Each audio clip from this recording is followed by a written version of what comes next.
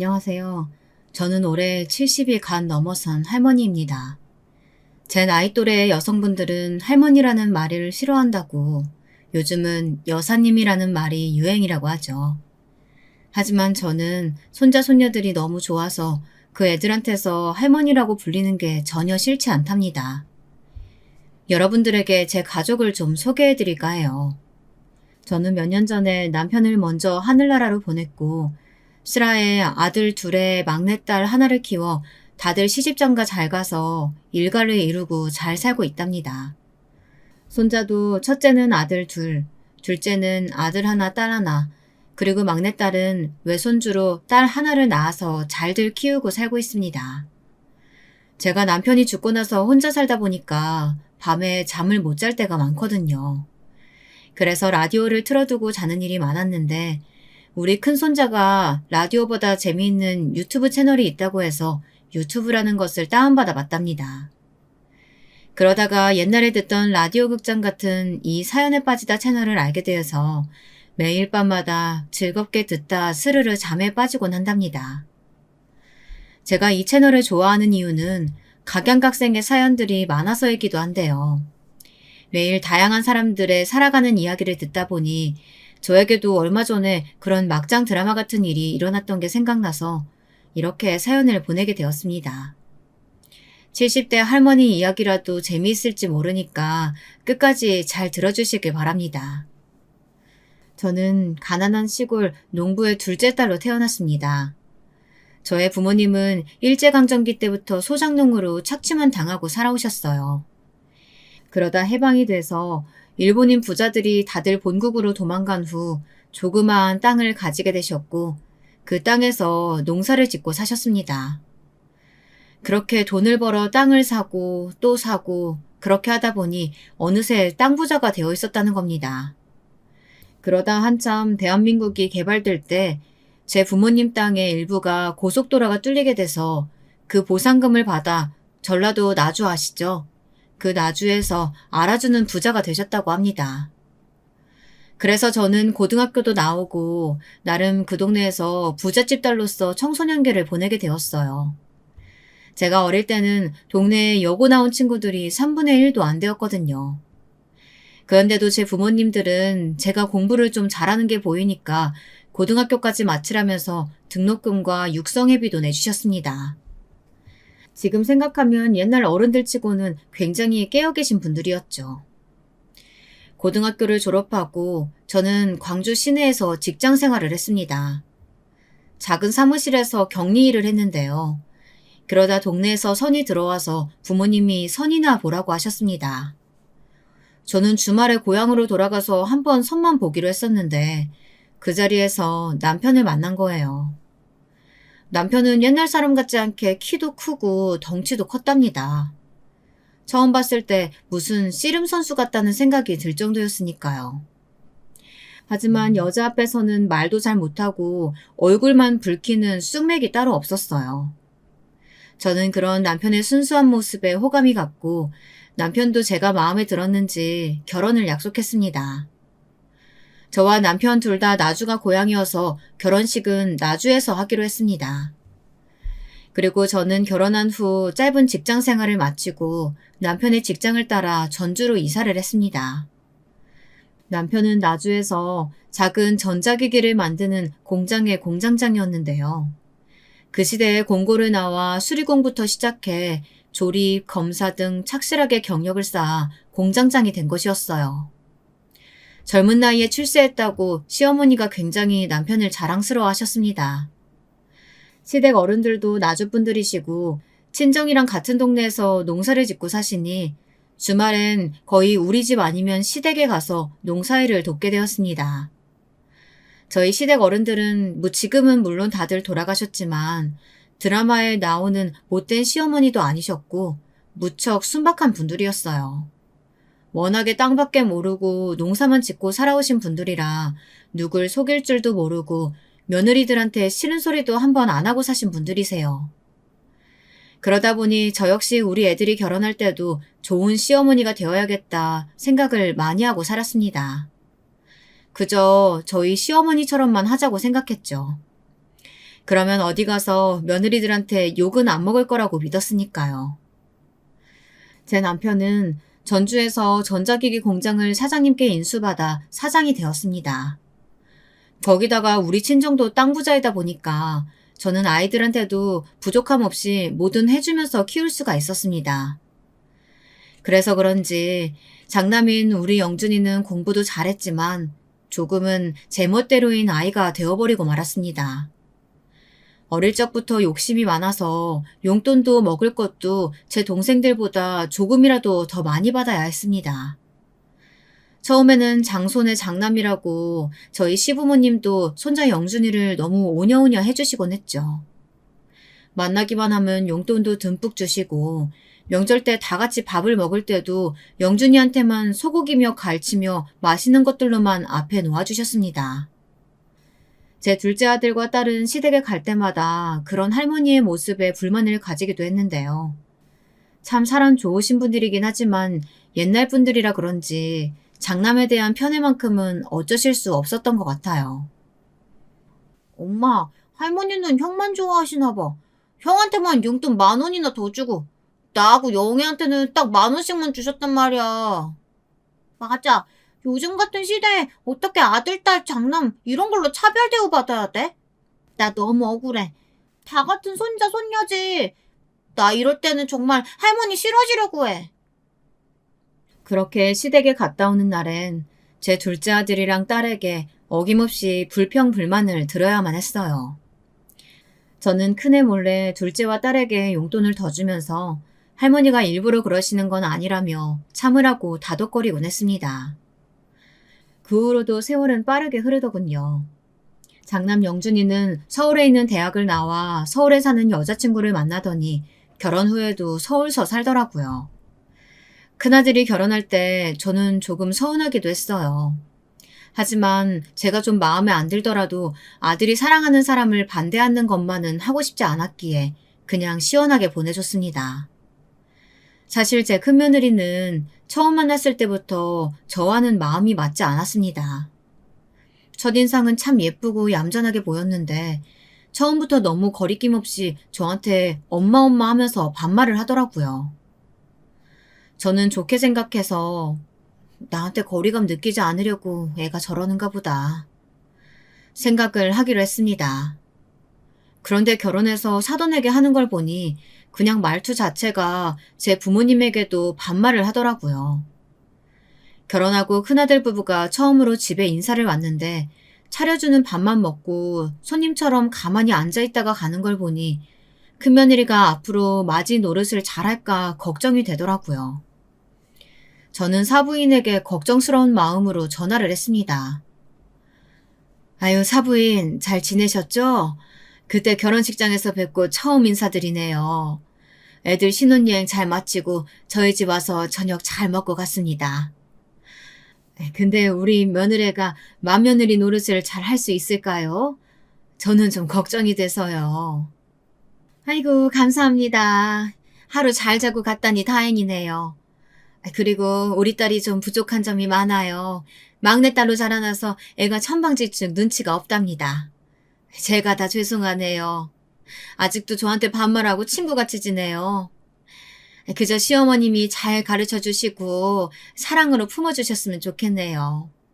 내일은 애들 저희 집으로 좀 들르라고 말해뒀으니까 제가 우리 딸 만나면 잘하라고 이르겠습니다. 전화를 끊었는데도 여전히 찜찜한 마음을 떨칠 수가 없었습니다. 사부인 역시 아무것도 아니라는 듯이 넘겼는데 제가 너무 속 좁게 생각하는 걸까요? 저는 윗사람한테는 그에 맞는 대우를 해주고 받아야 한다고 생각했는데요. 제가 요즘 말로 꼰대였다는 걸까요? 그 후 저는 차례차례 둘째 아들과 막내딸을 결혼시켰습니다. 둘째 아들은 저희 집에서 얼마 떨어지지 않은 전주 시내에 살고 있었고 딸은 광주로 시집을 갔습니다. 그래서 마음만 먹으면 둘째나 셋째네 집에는 자주 갈 수 있었고 그렇게 내외하며 살지도 않았는데요. 큰아들 내외 집에 갈 때만큼은 거리감이 느껴지더라고요. 서울서 사니까 거리감이 느껴지는 것뿐이 아니었습니다. 큰며느리는 제가 어쩌다 아들 집에 한번 가보고 싶다고 말하면 그렇게 싫어하더라고요. 그리고 그 거북해하는 느낌은 큰며느리의 말투에서 다 드러나서 딱히 예의를 갖추고 말고 할 것도 없었습니다. 예, 내가 내일 오랜만에 친구들 만나러 서울 올라가는데 혹시 너희 집에서 하룻밤 지냈다 내려가도 되니? 아, 엄마, 저 내일 약속 있어요. 저도 미룰 수 없는 약속이라서 저녁 먹고 늦게 들어갈 텐데. 남편도 야근한다고 했고. 그럼 제가 그냥 현관 비밀번호 알려드릴 테니까 왔다 가시던지 마음대로 하세요. 엄마가 제가 집에 없어도 잘 있다 가실 거면 와도 되고요. 이런 식으로 말끝을 분명히 하지 않고 흐리면서 그 애는 제가 불편하다는 것을 숨기려고 하지도 않더군요. 며느리가 저렇게 말하는데 제가 마음이 불편해서 그 집에 갈 수나 있겠습니까? 저는 점점 큰아들네 집에 왕래도 안 하고 거의 남처럼 지내게 되었습니다. 그렇게 한참 무소식이 희소식이다 생각하면서 지냈습니다. 챙겨야 할 자식들이 셋이다 보니 김장을 할 때마다 거의 100포기가 넘어가는데요. 둘째 며느리랑 둘이서 하려니 너무 힘이 들더라고요. 그래도 둘째 며느리는 착하고 고분고분 자기 할도리는 하는 애였습니다. 시어머니가 불러도 거절 한 번 안 하고 지금까지 같이 김장을 해오고 있으니까요. 그래도 큰며느리네 집에 김장김치를 안 보내줄 수는 없는 노릇이니 김치는 택배로 꼬박꼬박 보내주었습니다. 그렇게 몇 년이 지난 후 저는 어처구니 없는 전화를 받았습니다. 아, 엄마, 저희 집 김치 잘 안 먹어요. 먹을 사람 없어요. 우리 애들도 김치 안 좋아하고 남편도 거의 집에서 밥 한 끼도 안 먹어요. 신혼 때부터 계속 말하고 싶었는데 엄마가 실망하실까봐 계속 참고 있었거든요. 이제 결혼한 지 10년도 됐으니까 저도 좀 할 말은 하고 살아야 속병이 안 날 것 같아서요. 이제 저희 집에 김치 택배 안 보내셔도 돼요. 뭐? 그게 무슨 소리야? 이제껏 이 시할머니랑 시할아버지가 농사 지은 걸로 받은 배추랑 고춧가루로 정성껏 담아서 보냈던 것들인데 필요가 없어? 아니 그렇게 싫었으면 처음부터 안 받는다고 하지 그랬어. 내가 네 동서랑 둘이 얼마나 힘들게 담아다 줬는데. 그러니까요. 너무 정성 들여서 하실 필요는 없다고요. 원하지 않는 친절은 친절 아닌 거 몰라요? 엄마도 연세가 그만큼 되셨으니까 눈치가 좀 있으셔야죠. 하여튼 난 할 말 다 했으니까 끊을게요. 툭 끊긴 전화기를 들고 저는 손을 부들부들 떨었습니다. 처음부터 제 김치가 마음에 안 들었다는 얘기를 어떻게 이렇게 아무렇지 않게 할 수가 있어요. 차라리 며느리 말대로 입맛에 안 맞았다고 하면 빨리 말해주었더라면 그 고생하지 않고 3, 40포기는 빼고 했겠죠. 저는 생각할수록 며느리의 마지막 말이 서운했고 화가 나더라고요. 저는 남편이 들어오기를 기다려서 오늘 있었던 며느리와의 통화 내용을 전부 말했습니다. 그리고 이렇게 덧붙였죠. 여보, 큰며느리랑 나는 정말 안 맞나 봐. 아무리 자기가 막내딸이었대도 그렇지 남의 집에 큰며느리로 왔으면 그에 맞는 행동을 해야지. 아휴, 생각할수록 화가 나네 정말. 당신은 어떻게 생각해요? 내가 나쁜 시어머니야? 잘해줘도 저 난리니 이제부터 뭐 해주고 싶지도 않아. 어떻게 며느리 성격을 하루아침에 고쳐. 당신이 좀 참고 두고 보자고. 그래도 나이 더 먹으면 철 좀 들겠지. 그냥 해달라고 하는 것만 해줘. 괜히 다른 친절 베풀지 말고. 남편은 그래도 자식이라고 며느리 편을 들더라고요. 그 말을 듣고 저는 둔해서 남편과 며칠 동안 말도 안 하고 지냈습니다. 제가 속이 좁은 사람이라 그런 건지 저는 큰아들이 제 아내 편을 들 때도 그렇고 제 남편이 큰며느리에게만은 참아보라고 얘기할 때마다 부글부글 화가 치밀었습니다. 크고 작은 큰며느리와의 불화가 있을 때마다 제 곁에는 제 편을 들어줄 사람이 없었습니다. 둘째 며느리에게 이야기하자니 동서지간에 편을 가르는 것 같아 꺼려지고 또 둘째 아들이 알면 자기 형한테 뭐라고 할 것 같아 저는 막내딸에게만 가끔 제 분한 마음을 털어놓게 되었어요. 그 못된 며느리가 이번에도 엄마 생일 때 돈만 계좌로 딱 보내고 오지도 않는다지 뭐니. 난 큰애들 손자들 너무 보고 싶은데 그걸 그렇게도 매몰차게 거절한다. 어쩌면 네 동서는 사람이 그러니? 그러게 말이야. 난 어릴 때부터 오빠도 싸가지 없다고 느꼈지만 큰언니는 더 그런 것 같아.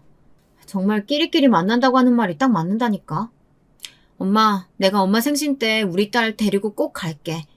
그 집 애들은 그래도 착한데 아주 부모가 못돼 빠져가지고. 그 집 부부랑 계속 말 섞고 그러지 마. 엄마만 상처받을 게 뻔하니까. 그래도 네 큰오빠인데 어떻게 그래. 큰오빠는 괜찮아. 그래도 걔는 가끔 회사 근처서 밥도 사주고 그러는데 며느리가 문제지. 그동안에 세월이 흘러 큰아들 부부는 다니던 회사를 나와 사업을 한다면서 그 당시 서울에서 유행했던 방탈출 카페라는 것을 하나 차렸습니다. 그때는 아직 남편이 살아있을 때였는데 장남이 대책 없이 퇴직을 해 혼자 사업을 한다고 하니 저희 부부는 걱정이 안 될 수가 없잖아요. 그래서 아들을 불러 물었습니다. 너 그 사업은 장래성이 좀 있기는 한 거야? 혹시 금방 망하고 뭐 그런 건 아니지? 사업체가 편의점도 아니고 처음에 잘 안 된다고 금방 말아먹고 그러면 안 된다. 알겠지? 이런 시기에는 무조건 버티는 사람이 이기는 거야. 알아요. 저도 다 알아보고 한 거고 오락신이나 PC방보다 방탈출 카페 같은 곳이 요즘 젊은 세대 사이에서 엄청 유행이래요. 같이 동업할 사람도 구하고 있으니까 엄마 아빠는 걱정 안 하셔도 돼요. 그것보다 제가 퇴직금 2억만으로는 좀 부족해서 그런데 아버지 돌아가시면 받을 유산 좀 미리 당겨서 받을 수 없어요? 오늘 여기까지 온 게 그것 때문이구나. 내가 너한테만 미리 유산 증여하면 네 동생들은 뭐라고 생각하겠니? 받고 싶으면 네 동생들이랑 의논해서 허락 받아가지고 와. 그래야 줄 수 있지 아니면 난 못 준다. 그리고 그거 유행 지나면 어쩌려고 그래? 저는 큰아들이 한다는 그 카페에 대해선 아는 것이 하나도 없었고 남편은 걱정돼서 그런지 유선 증여를 쉽게 허락하지 않으려고 하더라고요. 저는 그래도 장남이 손 모아가며 부탁하는데 매몰차긴 거절하긴 좀 그랬어요. 그래서 제가 따로 모아두었던 3천만 원이 들어있는 통장을 남편 몰래 큰아들에게 주었습니다. 큰아들은 저에게 우물쭈물 고맙다고 말하고는 그 돈을 넙죽 받아가지고는 뒤도 안 돌아보고 서울로 달아나듯 가버리더군요. 저는 그런 큰아들의 뒷모습을 보면서 돈을 주고도 왠지 찜찜했습니다. 그래도 부모 마음이란 게 어디 그렇습니까? 그저 자나깨나 자식들이 잘 되기만을 바라고 있는 마음 아니겠어요? 그 카페라는 사업을 벌이고 나서부터 안 그래도 거의 시댁에 오지 않았던 큰아들과 며느리는 발길이 아예 더 뜸해졌습니다. 그 와중에 둘째 아들이 아버지의 뒤를 잇겠다고 하면서 다니던 직장을 그만두고 제 남편이 운영하던 전자기기 공장에 새로 들어와 일을 배우고 있었거든요. 장남보다 더 든든한 아들 노릇하는 둘째 아들에게 저는 더 마음이 가는 것을 어떻게 막을 수는 없었어요. 그런데다 둘째 며느리가 성격도 더 묻어나고요. 저는 그 애들을 만날 때마다 이 애들이 오히려 장남 부부였다면 얼마나 좋았을까 하고 아쉬워하곤 했답니다. 다행히 큰아들의 방탈출 카페는 유행에 따라서인지 장사가 잘 된다고 하더라고요. 하지만 특히 주말에는 돈을 더 많이 벌어들이니까 큰아들은 일주일에 한 번 쉬는 날조차 제대로 없었습니다. 그런 날들이 몇 년이 지나가고 나서 보니 큰아들은 눈에 띄게 눈밑이 검게 변해서는 건강이 안 좋아지는 것 같았습니다. 하지만 반대로 큰며느리는 피부과에 다니면서 주름 시술하고 성형까지 하면서 오히려 예전보다 더 젊어지고 예쁘게 변하는 것이 느껴지더라고요. 우리 아들이 번 돈으로 그 애가 병원비며 백화점, 피부 시술, 스파 이런 것들에 다 퍼주면서 사는 것 같았어요. 저는 큰며느리의 그런 뻔뻔한 모습에 치가 떨렸습니다. 남편이 밖에서 고생을 하면 집에서 애들 잘 키우고 집안일이라도 잘하면 좋으련만 그 애는 그런 기본적인 것도 관심이 없었으니까요. 가정주부인 큰며느리가 직장 다니는 둘째 며느리보다 더 바쁘다면서 일주일에 2번 파출부를 부른다니 제 생각엔 이해가 안 되는 일이었습니다. 신혼 때부터 그다지 마음에 차지 않았던 큰며느리는 세월이 지날수록 저와는 맞지 않고 점점 더 큰아들 부부에게 정이 떨어졌습니다. 그 와중에 공장에서 열심히 일하던 제 남편에게 사달이 생겼어요. 그 청천벽력 같은 일은 어느 날 점심때쯤 둘째 아들에게 전화가 와서 시작되었습니다. 어머니, 저 영민이에요. 큰일 났어요. 아버지 방금 쓰러지셨어요. 구급차로 전북대 병원 가 있을 테니까 어서 병원으로 와주세요. 저는 멍하니 아들의 전화를 듣기만 하고 있었습니다. 도무지 현실감이 없었어요. 아침 일찍 일어나서 밥 잘 먹고 출근한 사람이 갑자기 쓰러졌다고 하니 믿을 수가 있어야죠.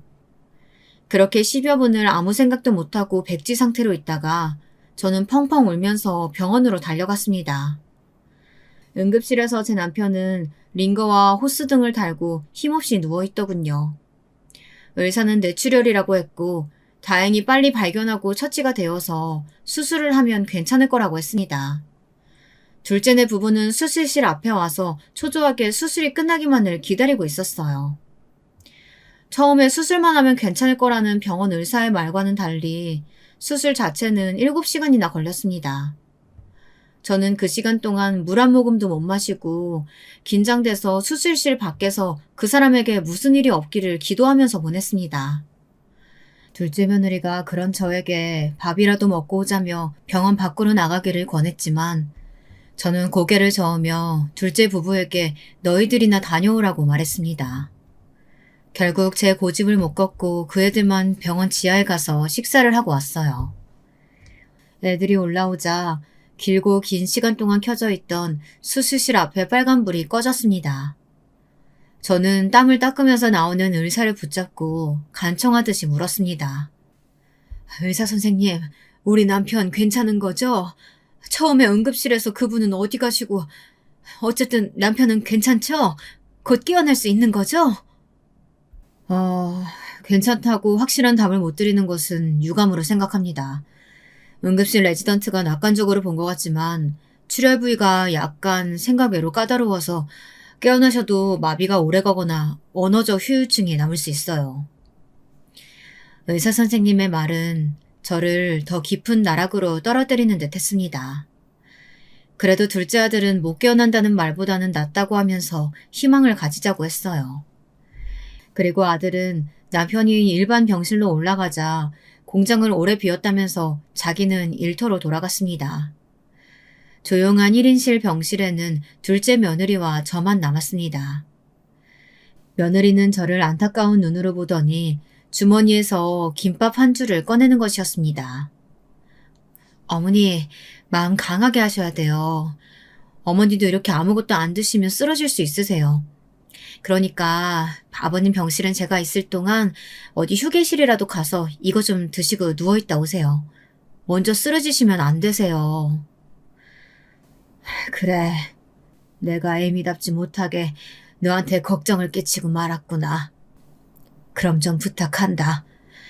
긴장이 풀렸더니 나도 힘이 하나도 없네. 고마워. 잘 먹을게. 며느리가 준 김밥을 받아들고 저는 남편이 누워있는 병실을 나왔습니다. 복도를 보니 사람들이 엄청 많았어요. 어딜 가서 이걸 먹나 하는 생각을 하다가 저는 문득 큰아들에게 전화를 해야겠다는 생각이 들었습니다. 아무리 바쁜 애라도 지 아버지가 쓰러졌는데 그래도 한 번은 다녀가야지 하는 생각에서요. 저는 그중 조용한 대합실에 앉아서 큰아들에게 전화를 걸었습니다. 원래 밤에도 바빠서 전화를 잘 안 받던 아이여서 끈질기게 걸고 또 걸었어요. 5번이나 새로 걸고 나서 큰아들은 겨우 전화를 받더군요. 어머니, 무슨 일이세요? 저 지금 바빠서 전화 길게는 못해요. 네 아버지 쓰러지셔서 수술 받았어. 내일은 그 가게 문 닫던지 누구한테 맡기고 좀 내려와 얼굴이라도 비치고 가라. 아버지 뇌출혈이었대. 네? 그러셨구나. 근데 어떡하죠? 내일도 여기 맡길 사람은 없는데. 영민이가 잘 모실 거 아니에요? 저 나중에 아버지 퇴원하시면 집으로 갈게요. 아니면 와이프한테 전화해보세요. 너는 장남이 돼가지고 그게 무슨 소리야. 아버지가 까딱하면 돌아가실 뻔했다고. 너는 너만 잘 살면 그만이니? 부모가 그렇게 우스워? 잠만 하지 말고 내일 당장 내려왔다가 가. 저는 화가 잔뜩 난 채로 통화를 끊고 나서 자리에 앉아 엉엉 소리를 내며 울어버렸습니다. 먹으려고 펼쳐놓았던 김밥은 몇 개는 바닥에 떨어뜨리고 남은 것들은 눈물이 묻어 먹을 수도 없었고요. 저는 어쩔 수 없이 김밥을 휴지통에 버리고 눈물 자국을 씻으러 화장실에 갔다가 아무 일도 없는 척하며 병실로 돌아왔습니다.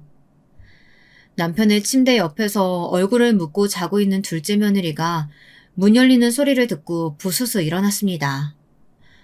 어머님, 밥 드셨어요? 근데 큰형님 내외분께는 연락 안 해도 괜찮을까요? 그래도 아버님이 쓰러지셨는데 알려야 하지 않을까요? 네 아주버님은 그 카페인지 뭔지가 바빠서 못 오고 네 형님한테는 통화도 하기 싫어서 그냥 뒀어. 괜찮다. 어차피 서울에서 멀다고 핑계대고 오지도 않을 건데 뭐. 그래도 안 알리시는 것보단 말하는 게 낫잖아요. 어머니 여기서 쉬고 계세요. 제가 통화 좀 하고 올게요. 저렇게 말하는 둘째 며느리가 오히려 손이 똥서 같다는 생각에 저는 피식 웃었습니다. 아무리 봐도 부부끼리 닮는다고 둘째가 순박하고 착하니까 제 아내도 그런 애를 데려왔겠죠. 살면 살수록 첫째랑 둘째는 바뀌어야 하는 게 맞는 것 같았습니다. 아들도 며느리도 말이에요. 둘째는 어두운 얼굴로 돌아와서 제게 이렇게 말하는 것이었어요. 형님이 내일 무슨 병원인가 예약이 있다고 못 오고 대신 돈은 수술비에 보태라고 100만 원 정도 보냈다고 하더라고요. 이따 한번 확인해 보세요. 그런데 정말 아주버님도 너무하시긴 하네요. 형님 병원은 솔직히 뭐 피부과나 무슨 성형수술일 텐데 그런 건 나중으로 미뤄도 되는 거 아닌가 싶네요. 참 사람들이. 아무리 생각해도 저 역시 둘째의 말이 이치에 맞고 분별 있는 것 같았습니다. 부모를 그렇게 무시하고 부모답게 생각하지도 않는 그것들한테 정말 서운한 마음과 복수하고픈 마음이 반반이었습니다. 이번 일로 저는 남편이 일어나면 큰아들네한테는 한 푼도 유산을 물려주지 말자고 말을 하고 싶어졌어요. 혹시 남편이 오랫동안 깨어나지 못하거나 일어나더라도 정상적인 사고를 하지 못할 가능성도 있는 문제이기에 저는 정신을 바짝 차리고 남편의 재산이 어느 정도인지 한번 세물해보기로 했습니다. 일단 전주의 집과 공장이 그 사람 소유고 통장에는 10억 정도가 있었습니다. 현금이나 주식 같은 팔면 돈이 될 만한 것들을 합쳐서 산출해보니 남편의 총 재산은 16억 정도였습니다. 저는 남편이 가지고 있는 서재 내 금고 안에서 유언장을 꺼냈어요. 그것을 가지고 변호사를 찾아가 남편의 현재 상태를 말하고 현 시간부터 유언장 내용을 변경하고 공증하고 싶다고 말했습니다. 변호사는 본인이 아니면 좀 곤란하다고 말했지만 저는 변호사에게 강하게 제 의견을 말해주었어요. 큰아들 내외가 남편이 정신이 올바르지 않은 틈을 타서 전 재산을 빼앗갈 수도 있다고 말하면서 그렇게 되면 나는 길거리에 나앉으니 빨리 바꿔달라고 했습니다. 변호사는 여러 시간의 상담을 거친 후 드디어 제 소원을 들어주었습니다. 그렇게 유언장의 내용을 바꾸고 나서 저는 큰아들 내외에게 전화를 걸었어요. 다음 날은 일요일이라 큰며느리는 전화를 받더라고요. 병원 시술을 하고 왔다면서 말을 오래 못한다고 미리 연막을 치는 큰며느리에게 저는 바로 본론을 이야기했습니다. 네 시아버지 상태가 좋지 않아서 내가 혹시 아버지 돌아가시고 나면 혼자 지내야 될 것 같구나. 그런데 영준이가 장남이잖니. 나는 혼자가 되면 도저히 전주에서 못 살 것 같아. 만약 아버지 돌아가시면 너희들이 서울집으로 나를 모셔주겠다는 계약서 쓰고 내 재산을 전부 물려줄게. 그러면 영준이가 하는 사업에도 훨씬 도움될 테고 이미 너희 애들도 고등학생이고 손도 안 가니까 며느리 너는 가만히 앉아서 큰돈 버는 거나 마찬가지 아니야? 내일까지 너희 둘이 의논해서 답을 줘라. 그럼 다음 주에 올라가마. 어머, 아버님 건강이 생각보다 심각하신가 봐요. 알겠어요. 애아빠 들어오면 의논해서 내일 다시 연락드릴게요. 걱정하는 척하는 큰며느리의 목소리에는 감출 수 없는 탐욕스러운 마음이 담겨 있는 것 같았습니다. 저는 장남 집에 갔다가는 얼마 되지 않아 알거지로 쫓겨나겠다는 느낌이 강하게 들었습니다. 저는 변호사에게 미리 받아온 가짜 계약서를 꼼꼼하게 읽어보았습니다. 그 내용은 대략 제가 서울의 큰아들네 집에서 죽을 때까지 지내는 동안 며느리가 정성을 다해 나를 모시고 나면 그 애들에게 재산의 3분의 2가 간다는 내용이었습니다. 나머지 부분은 둘째와 셋째에게 똑같이 나누어 주기로 했죠. 공장만 둘째가 물려받고요. 저는 그 애들이 얼마나 있다가 본색을 드러낼까 생각하니 등골이 오싹하면서도 얼른 애들의 속마음을 알고 싶다는 생각도 동시에 들었습니다. 제발 그 애들이 제가 생각하는 것만큼 막장 패륜하는 아니기를 빌고 또 빌었습니다. 병원에 돌아가니 아직도 둘째 며느리는 성실하게 자리를 지키고 있더라고요. 저는 며느리를 집으로 돌려보낸 다음 집에서 미리 가져온 담요를 덮고 남편의 곁 간이 침대에서 잠을 청했습니다. 남편의 느린 숨소리는 하루 종일 긴장의 연속이었던 저에게 자장가처럼 들렸어요. 저는 오랜만에 라디오를 틀지 않아도 꿀잠을 잘 수 있었습니다. 다음날 저는 둘째 며느리에게 오늘은 쉬라고 말한 뒤 딸을 불렀습니다. 딸은 걱정스러운 얼굴로 남편의 병실에 와서 링거를 주렁주렁 단 남편의 얼굴을 보자 눈물부터 흘렸습니다. 저는 딸에게 남편을 잘 부탁한다 말한 후 병원 밖에서 큰며느리에게 전화를 걸었습니다. 어때? 어제 말한 건 애비랑 의논해 봤니? 내가 오늘 변호사 만나서 너희 아버지 유언장이랑 효도 계약서 가지고 출발하려고 하거든. 그러니까 서울 터미널로 나 좀 데리고 나와줘라. 네, 영준 씨가 그런 일이라면 어머니 얼마든지 모시자고 이야기하더라고요. 몇 시쯤 버스로 도착하실 것 같으세요? 제가 차 가지고 갈게요. 지금 출발하면 내가 오후 3시쯤 도착할 것 같으니까 시간 맞춰서 나와 있으면 내가 전화하마. 알겠지? 네, 알겠어요. 조심히 오셔요, 엄마. 아버지가 쓰러지셔서 아직도 정신을 못 차리는 와중인데 큰며느리는 시아버지의 안부도 묻지 않고 자기 할 말만 하는 것이 썩 마음에 들지 않았습니다. 어차피 그 애들이랑 아예 연을 끊기로 생각하고 만나러 가는 것이니 차라리 속이 시원했습니다. 이번 일로 장남 부부의 민낯을 알게 되면 국물 하나도 그 애들 위에 남겨주지 않으리라 결심했어요. 저는 전주터미널에서 가장 빨리 서울로 가는 버스를 탔습니다. 서울터미널에 도착하니 사람들은 많은데 며느리의 전화는 아직 없었어요. 저는 가슴이 두근거리면서 며느리가 꼭 저를 데리러 오기를 바랬지만 제가 아무리 전화를 하고 문자를 보내도 며느리에게서는 답이 없었습니다. 3시에 터미널에 도착해서 저녁 6시가 되도록 결국 큰며느리는 오지 않았습니다. 이런 결과를 머릿속으로는 예상하고 있었지만 막상 당하고 보니 슬프고 화가 나서 견딜 수가 없었어요.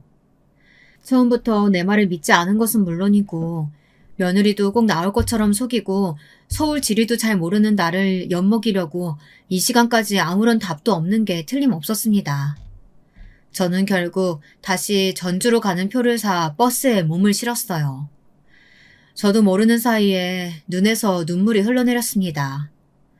제 옆에 탄 10대로 보이는 학생이 저에게 괜찮으시냐고 조심스럽게 묻더라고요. 저는 그 애가 걱정할까 얼른 눈물을 닦고 자는 척을 했습니다. 다시 집으로 돌아오니 맥이 탁 풀려서 저는 힘없이 소파에 누웠습니다. 그래도 결말이 폐륜은 아닐 거라고 믿었던 장남과 큰며느리에 대한 배신감에 온몸이 욱신거리고 아파왔죠. 밤이 되어서도 큰며느리에게는 연락 한 통도 없었습니다. 저는 도저히 그 애한테 먼저 연락을 하고 싶지가 않았어요. 그래서 며칠간 한마디도 안 하고 끙끙 앓고 있었습니다. 그래도 병원에 있는 남편을 돌보기는 해야 하니 둘째 며느리와 딸과 번갈아서 남편의 병상을 지켰습니다. 남편의 수술 후 일주일이 지났지만 남편은 아직 의식이 없었어요. 바이탈도 안정되고 숨도 잘 쉬고 있었지만 의식만은 깨어나지 않고 있었습니다. 뇌사 상태도 아닌데 이상한 일이라며 의사 선생님들은 이런 상태가 계속되면 진짜 뇌사로 갈 수 있다고 청천벽력 같은 소리를 하는 것이었어요. 둘째에게 의사의 말을 전했더니 걱정이 되었는지 좀 더 큰 서울의 병원으로 옮겨보자는 의견을 내놓았습니다.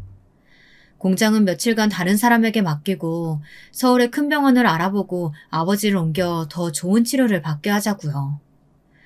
그러면서 둘째가 직접 형에게 전화를 해보겠다고 하더라고요. 저는 며칠 전 큰며느리와의 사건을 둘째 아들에게 조심스럽게 말했습니다. 뭐라고? 그런 일이 있었어요? 형 진짜 막장이네. 아버지 전북대 병원 입원하신 동안 한 번도 안 오더니 정말 엄마한테도 그런 짓을 했다고? 형수님도 정말 너무한다. 내가 엄마 도와서 같이 복수해줄게. 됐다. 복수는 무슨. 이제 걔들이랑 인연 끊으려고. 도저히 내 속으로 낳은 자식 같지도 않아. 무슨 소리야. 그런 인간일수록 한 방 먹여서 정신을 차리게 해줘야지. 내가 엄마랑 같이 형네 집으로 갈 테니까 내일 아침에 제일 좋은 옷 꺼내 입고 집에서 기다리세요. 그리고 그 다음날 둘째 아들이 검은 양복을 쫙 빼입고 어디서 났는지 5억짜리 외제차를 끌고 집으로 왔더라고요. 저는 세상 태어나서 그런 차는 처음 보는지라 눈이 휘둥그레졌습니다. 아니 너 이런 번쩍거리는 외제차가 어디서 났어? 설마 너 이거 산 거 아니지? 아 설마 엄마. 내가 하루아침에 이런 차를 어떻게 사요. 고등학교 동창놈이 가지고 있는 건데 내가 어젯밤에 전화로 사정사정해서 빌린 거야. 형 기 죽여놓으려면 이런 것 좀 필요할 것 같아서요. 아 엄마는 옷이 이런 거밖에 없어? 완전 시골 아줌마스럽잖아. 안 되겠다. 백화점 가자. 형네 집에 가기 전에 엄마 옷부터 사야겠다. 둘째는 그 비싼 외제차에 저를 태우고 전주에서 제일 큰 백화점으로 데려갔습니다. 그리고 100만 원이 넘는 옷을 사주었습니다. 저는 큰애 부부에게 보이려고 이런 낭비를 해야 하는 건지 제가 하려고 하는 일이 과연 필요한 건지 의심이 들었습니다. 제가 옷값이 걱정되어 둘째한테 그만하자며 거절을 했지만 둘째는 아무 말 말고 이런 때에 옷 얻어 입으라고 하면서 이 정도 옷은 사줄 능력 된다고 자기만 믿으라고 하더라고요. 아들이 골라준 그 옷은 비싸서가 아니라 제 마음에 꼭 들었습니다. 왜냐하면 둘째 아들이 사준 옷이기 때문이죠. 저는 이것저것 재지도 따지지도 않고 제 편을 들어주는 아들에게 든든함과 고마움을 느꼈습니다. 둘째 아들과 함께 장남의 집으로 찾아가는 동안 저는 차 안에서 내내 기분이 좋아 커피도 마시고 잠도 설핏 들었다가 일어나고 했습니다. 드디어 서울에 도착해 찾아간 장남의 집은 한강이 보이는 꽤 넓은 평수의 아파트였어요. 처음 결혼했을 때는 서울 변두리에 있는 작은 국민형 주택이었는데 그동안 돈을 좀 벌긴 했는지 새로 지은 브랜드 아파트에 살면서 그때까지 부모도 형제도 한 번도 초대하지 않았다고 생각하니 새록새록 큰아들에 대한 야속한 마음이 생기더라고요. 둘째 아들은 첫째의 집 앞에서 형에게 전화를 걸었습니다. 제가 전화했을 때와는 달리 제 동생의 전화는 그래도 빨리 받더라고요.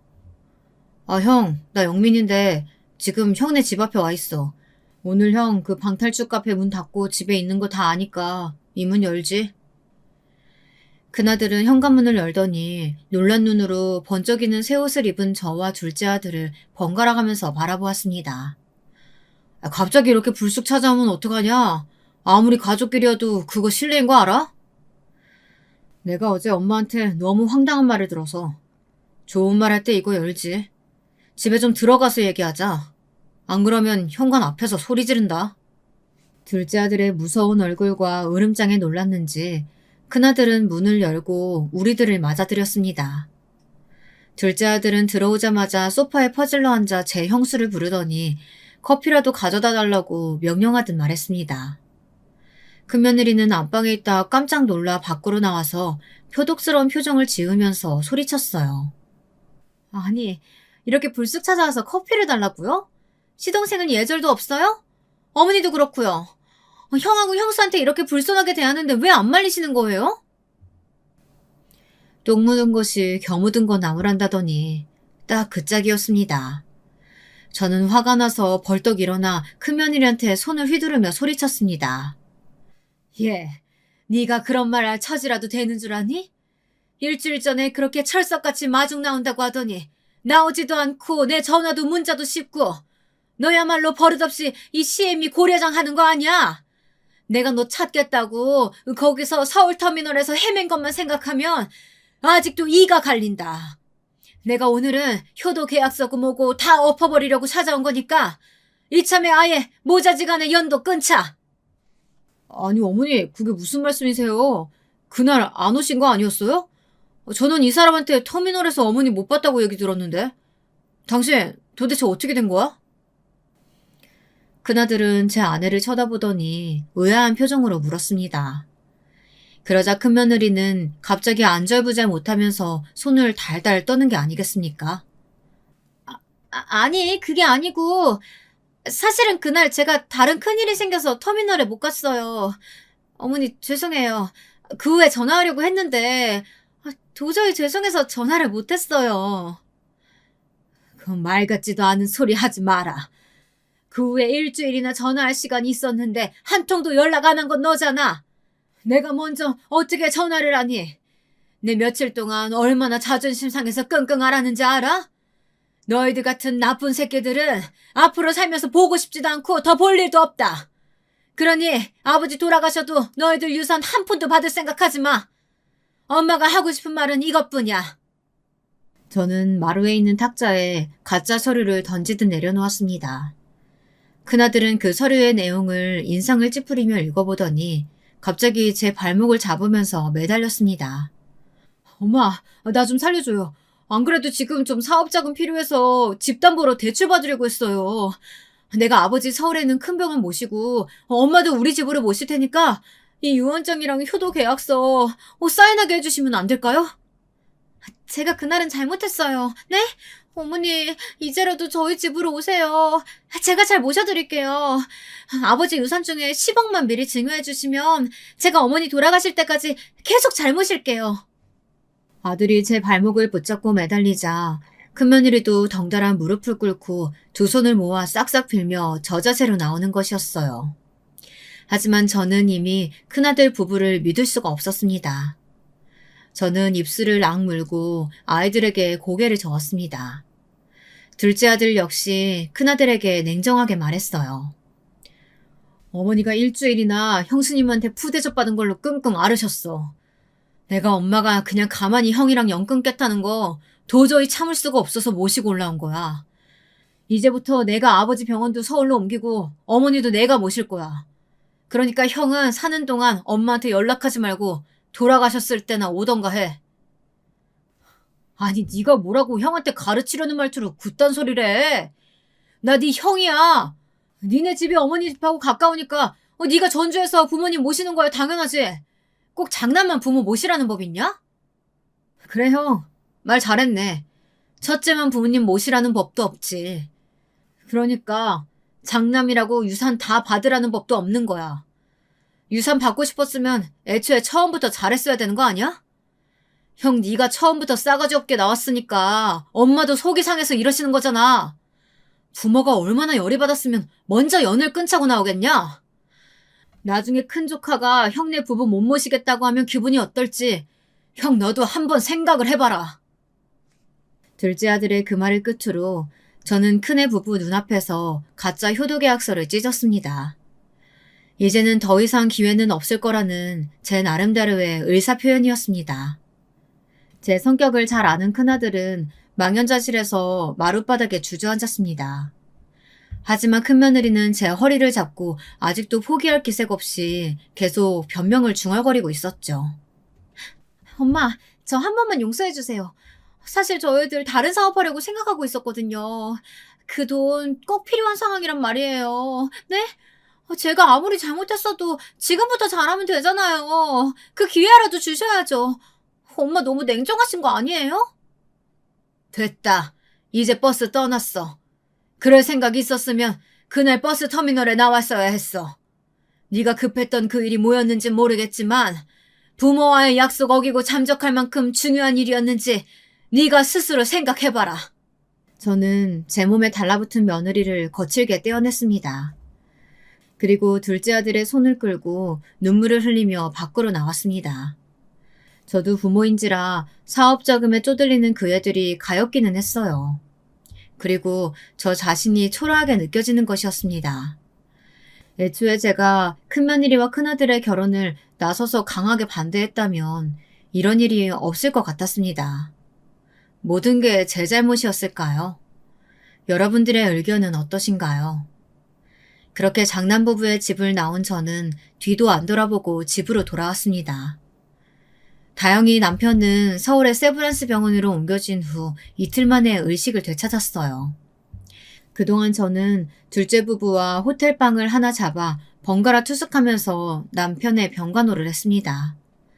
남편은 의식을 찾고 난 후 일주일 만에 어눌하게나마 말을 하게 되었고 오른손과 다리에 마비는 왔지만 재활훈련을 하면서 퇴원해도 된다는 진단을 받아 전주에 내려갈 수 있게 되었습니다. 남편이 서울 세브란스에 입원해 있는 동안 큰며느리는 제가 오지 말래도 매일 와서 아버님을 돌보겠다. 그러니 유언장 내용을 좀 고쳐달라 이렇게 간청을 했어요. 하지만 저는 얼른 썩 꺼지라고 화를 내면서 며느리를 쫓아냈습니다. 그 모습을 보더니 퇴원을 하고 집으로 돌아간 날 남편이 제게 물었습니다. 아니, 어떻게 큰애 부부한테 그렇게 매몰차게 알 수가 있어? 당신 무슨 일 있었나? 내가 아픈 동안에 애들이랑 다퉜어? 말도 마요. 난 그 애들 이제 자식 취급도 안 하니까. 당신이 전북대병원에서 못 깨어날 때 걔네들 하루도 면회조차 안 왔어. 그러다가 내가 당신 재산 얼마라고 공개하니까 그때서야 모신다는 둥 집으로 오시라는 둥 이러면서 안면이 싹 바뀌잖아. 돈 때문에 부모 모시려는 그런 것들은 이제 내 아들도 며느리도 아니야. 제 말을 듣고 남편도 고개를 끄덕이면서 자기가 죽은 다음에라도 유산 꼭 지키고 있으라고 하더라고요. 첫째는 물론이고 사람이 언제 어떻게 바뀔지 모르는 거라고 하면서 말이죠. 그러나 둘째 아들은 제가 유산 공개를 하기 전에도 저한테 진심으로 잘 대해줬고 둘째 며느리도 남편이 병상에 누워있을 때 거의 매일같이 찾아와 병간호를 했다고 했더니 그래도 한 놈만 나쁜 놈이라 다행이라고 우리가 자식 농사를 완전 망치지는 않은 거라며 저를 위로해 주었습니다. 병원에서 태어난 후 남편은 저를 의지하면서 집에서 요양을 했습니다. 저는 이제 얼마나 남편의 얼굴을 볼지 모른다는 불안감에 하루하루 잘해주려고 노력하고 있어요. 둘째네와 딸도 주말에는 다른 약속 같은 걸 잡지 않고 우리 집으로 와 다 같이 한 끼라도 챙겨 먹고 손자 손녀들도 일부러 데려와서 보여주려고 노력을 했죠. 그렇게 1년이 지나자 남편은 어느 날 갑자기 신부전으로 세상을 떠났습니다. 저는 너무나 슬펐지만 그래도 말년에 가족들에게 둘러싸여 살다 갔으니 여한은 없을 거라고 믿고 싶습니다. 남편의 장례를 치르던 날 첫째 아들네는 가족 모두 서울서 내려와서 저한테 다시 무릎을 꿇었어요. 손님들 치르기도 힘들어 죽겠는데 이 애들은 도대체 아직도 돈밖에 관심이 없나 한심한 생각만 들었습니다. 엄마, 이제 제발 마음 좀 돌려주세요. 처음에 이 사람한테 말씀하셨다면서요. 아버지 돌아가시면 도저히 전주서 못 사신다고. 죽을 때까지 저희랑 사신다고 말이에요. 저 진짜 아버지 유산 필요해요. 네? 제발 다시 한 번만 생각해 주세요. 어머니, 저 진짜 그동안 반성 많이 했어요. 그러니까 유산 좀 나눠주세요. 네? 10억만 주시면 제가 정말로 잘 모실게요. 도대체 지금 와서 이것들은 왜 이런 진상짓을 하는 것인지. 저는 그 속셈이 뻔히 보였지만 일부러 굳게 입을 다물고 밥이나 먹고 가라고 하면서 큰아들 부부를 장례식 끝나자마자 서울로 쫓아내 버렸습니다.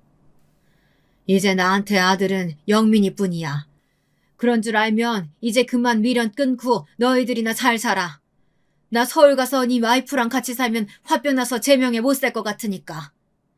이 엄마 오래 살길 바란다면 그냥 너희들끼리 잘 살고 다시는 찾아오지 마라.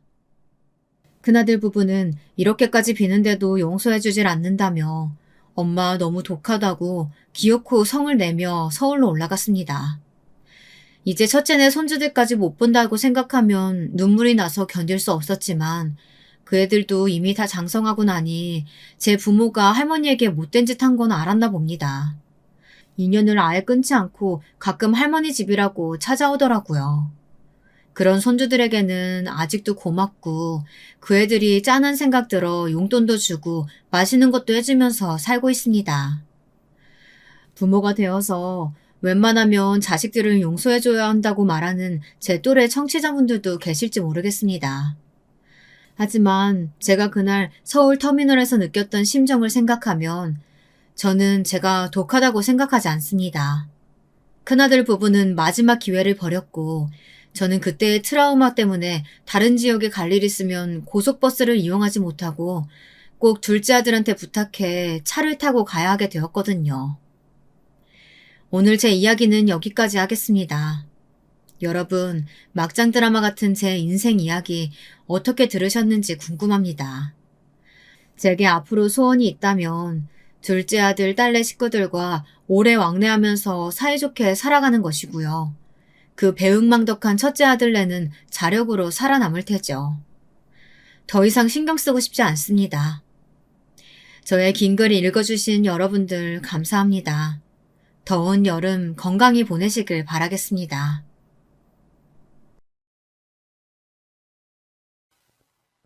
안녕하세요.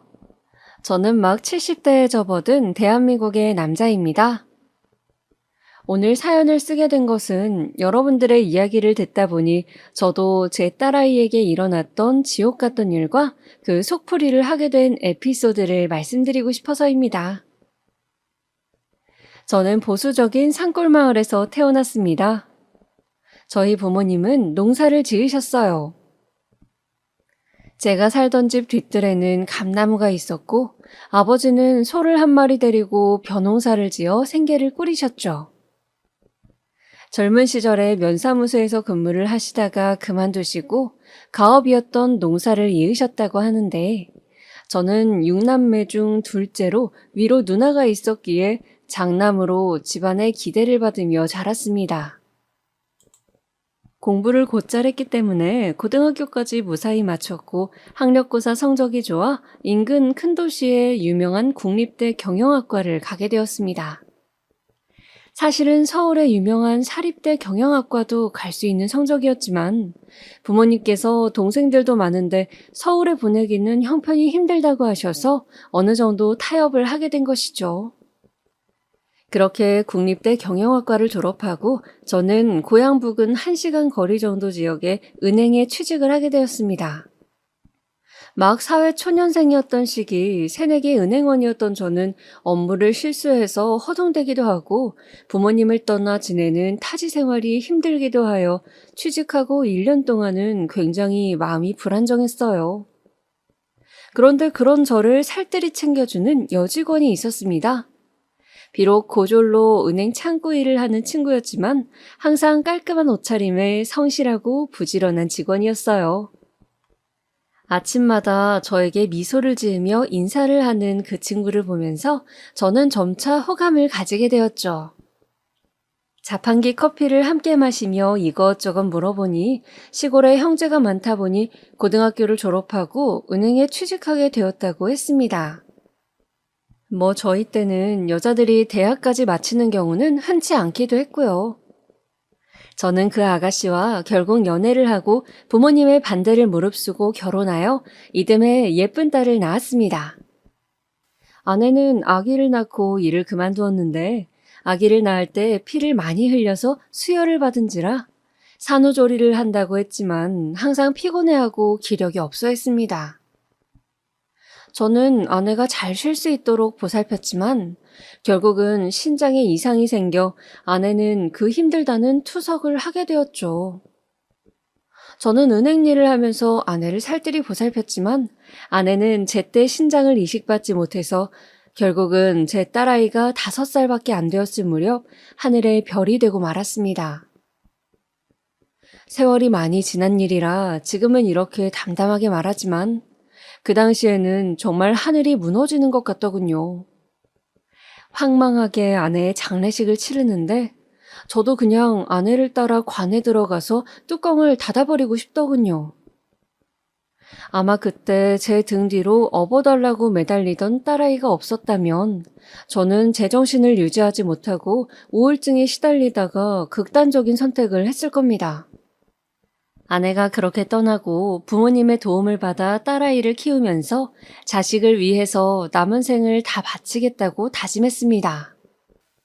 먼저 간 아내의 몫까지 내가 엄마 아빠 몫을 다 해주리라. 우리 아이가 그늘이 없게 내가 잘 키우리라 하고 매일 아침마다 화장실 거울을 보면서 주문을 외우듯이 스스로에게 세뇌를 했던 것 같아요. 조금 커서 유치원에 간 딸아이가 아빠, 우리 엄마는 하늘나라에서 언제 와? 라고 물을 때마다 저는 눈물을 속으로 삼키면서 아주 나중에 우리가 하늘나라에 가게 되면 엄마랑 만날 수 있을 거야. 라고 말하면서 딸아이를 꼭 안아주었습니다. 그럴 때면 딸은 숨 막힌다면서 저를 타박하곤 했죠.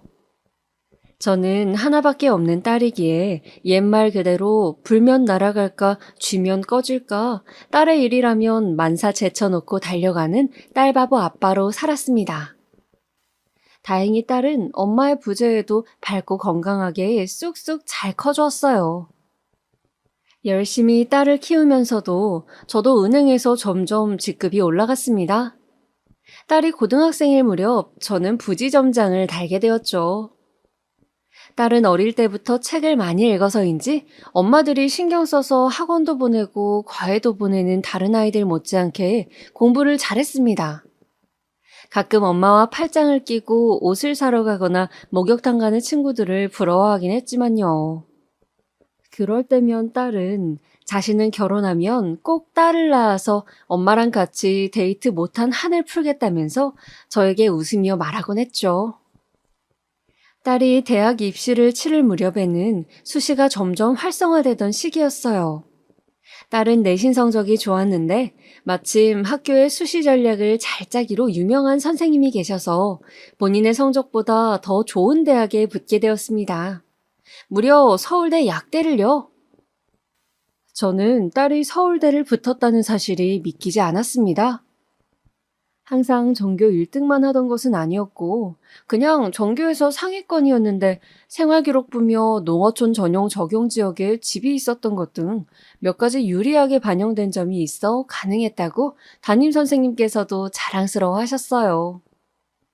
저는 딸이 우리나라에서 가장 이름난 대학에 가게 되어서 너무너무 기쁘면서도 일 때문에 제가 서울에 갈 수는 없어 혼자 보내는 것이 마음 아팠습니다. 걱정하는 저에게 딸은 씩씩하게 말하더군요. 아빠, 내가 열심히 해서 꼭 약사 돼서 아빠 호강시켜줄게요. 엄마 없이 나 키우느라 정말 고생 많았어요. 사랑해요. 저는 딸이 너무 고맙고 또 예뻤어요. 마음 같아서는 그냥 집 근처 좋은 대학을 가면 안 되냐 말리고 싶었지만 또 우리나라 최고 대학을 나온다면 딸아이의 인생은 나와는 좀 더 다르겠지 하는 생각도 들었답니다. 그래서 결국 저는 서울로 딸을 보내고 말았죠. 처음 며칠은 딸을 떠나보내고 너무너무 외로웠지만 시간이 지나니 오히려 제 시간도 많아지고 홀가분하기도 했어요. 가끔 전화를 하면 딸은 딸대로 서울이라는 큰 도시의 문물을 즐기면서 새로운 세상에서 많은 것을 보고 배우고 있다고 잔뜩 신나는 목소리였습니다. 그리고 방학만 되면 신나서 제 선물을 이것저것 사들고 내려오곤 했죠. 그렇게 딸이 서울대에 입학하고 2년을 마친 때였어요. 어느 날 딸에게 전화가 왔습니다. 여보세요? 딸내미 잘 있어? 별일 없지? 불길하게도 수화기 너머의 딸은 대답이 없었습니다. 그러고 보니 요즘 좀 전화가 뜸했던 것 같다는 생각이 머리를 스치고 지나더군요. 여보세요? 지연아, 듣고 있어? 한참 만에 들려온 딸의 목소리는 잔뜩 가라앉아 있었고 갈라져 있었습니다. 아빠, 아빠 보고 싶어. 저기 서울로 지금 좀 오실 수 있어요? 아빠가 너무 보고 싶은데 내가 갈 수가 없어요. 저는 뭔지 모를 불길한 예감들을 떨치며 그 길로 차를 몰고 4시간이나 되는 거리를 달려 딸의 자취방으로 갔습니다. 가는 동안 여러 가지 잡생각과 걱정이 몰아쳤지만 지금은 그저 어쨌든 큰일이 있었다면 멀쩡히 전화를 하지 못했을 거라고, 최소한 어디를 크게 다친 것은 아닐 거라며 위로를 했어요. 사실 딸은 이상하게 이번 겨울방학에는 집에 오지 않고 3학년 준비를 하겠다고 했습니다. 취업 준비도 미리 하려면 토익 학원도 다녀야 하고 이것저것 할 일이 많다고 하더라고요. 저는 그 말을 믿고 내심 섭섭했지만, 그래, 취직 준비를 요즘은 3학년부터 한다더라. 바쁜데 어쩌겠니? 그냥 다음에 아빠가 한번 서울 갈 일 있으면 들르마. 하고 얘기했었어요. 그리고 저도 지점일이 바빠서 올라가지 못하고 유야무야 했었죠. 띵동, 띵동. 간신히 딸이 살고 있는 원룸 건물로 들어서 딸의 집 초인종을 눌렀습니다. 딸은 학교 앞 신축 풀옵션 원룸에 살고 있었어요. 8평 정도 되는 집이었죠. 끼익! 무거운 소리를 내며 현관문이 열렸습니다. 그리고 열린 문틈 사이로 저에게 제일 처음 보인 것은 딸의 동그랗게 부풀어 오른 배였어요. 지연아, 딸, 너 몸이 왜 이러니? 딸은 하루 종일 울어서 퉁퉁 부은 것이 분명한 얼굴로 저에게 애써 미소를 짓더군요. 아빠 잘 지냈어요? 내가 내려갔어야 하는데 미안해요. 들어오세요. 오래간만에 방문한 딸의 자취방에는 현관에 남자 신발이 한두 켤레 나뒹굴고 있었고 옷장에도 남자 점퍼 같은 옷이 걸려있고 어딘지 제 딸의 집 같지 않은 남자 물건들이 보였습니다. 저는 순간 머릿속이 하얗게 되더군요. 너무 말도 안 되는 상황을 접하니 생각 회로가 끊겨버린 듯 했어요. 한참을 넋나간 사람같이 앉아있던 저는 딸이 뒤뚱거리며 힘겹게 가져다준 물 한 잔을 다 비우고 딸에게 다그쳐 물었습니다. 그간의 사정을 어서 말하라고요. 도대체 네 몸이 왜 이러냐고 말이죠. 딸은 사시나무처럼 떨면서 이야기를 시작했습니다. 딸이 막 대학 신입생으로 들어왔을 때 지방에서 처음 서울살이를 하는 터라 너무 외롭기도 하고 또 같은 과 친구들이 자신을 촌뜨기로 볼까봐 한동안은 서울말을 연습하기도 하는 등 사람들과 어울리는 일이 쉽지 않아서 외로웠다고 해요. 그래서 딸은 중앙 동아리라도 들자 하면서 게임 동아리를 들었는데 거기서 컴퓨터 게임을 이것저것 많이 하게 되었다고 합니다. 원래도 좀 이과 성향인지라 게임하면서 스트레스가 많이 풀리더래요. 그렇게 게임을 취미로 많이 하다 보니까 학교 동아리 말고도 온라인으로 같이 게임을 하다가 사람들을 만나는 정모도 하게 되고 정모를 나가보니 게임이라는 공통 취미 때문에 즐거워서 술자리도 하게 되곤 했다고 합니다. 그러다 거기서 한 남자를 만나게 되었다고 합니다. 그 남자는 자신은 농구를 하다가 프로 농구 선수가 되지 못해서 대학을 일반 경영학과를 가서 회사를 다니고 있다고 소개했다고 합니다. 키도 크고 눈썹이 진한 훈남 외모의 그 청년에게 제 딸은 호감을 느꼈대요. 나와 다르게 뭔가 세련된 사람 같다는 생각을 하면서요. 몇 번을 만나 게임도 하고 같이 맥주도 마시고 하면서 제 딸은 더욱 그 사람과 친밀해졌습니다. 함께 맛있는 것을 먹고 하다 보니 서로 연애를 하기로 얘기가 되었고 계속 밖에서 만나다 보니 그 사람을 자취방에도 들이게 되었다고 했습니다. 저는 그 대목에서 경솔한 딸의 행동에 너무 화가 났지만 바쁘다는 명분으로 자주 올라와 체크하지 못한 제 탓도 크다는 생각에 괴롭더군요. 그 사람은 회사 일을 하다가 한 번씩 피곤하다고 와서 자고 가기도 하고 일요일에 딸의 집에서 간식을 만들어 먹기도 했다고 합니다. 그때는 세상을 다 가진 것처럼 바보같이 그 사람에게 빠져서 지냈다고 딸은 울면서 이야기를 하더군요. 그런데 그렇게 지내던 어느 날 우연히 화장실을 간 그 사람 핸드폰에 전화가 오는데 전화를 전해주려다 딸은 그만 실수로 통화 버튼을 눌렀다고 합니다. 여보, 오늘 언제 온다고 했지? 저녁 해야 돼? 수화기 너머로 다정한 여자의 목소리가 들렸다고 합니다. 그리고 확실치는 않지만 아기 웅얼거리는 소리도요. 딸아이는 너무 충격을 받아서 그만 핸드폰을 떨어뜨리고 말았대요. 그리고 화장실을 나온 그 사람에게 따져 물었답니다. 오빠, 방금 전화 오던데 누구야?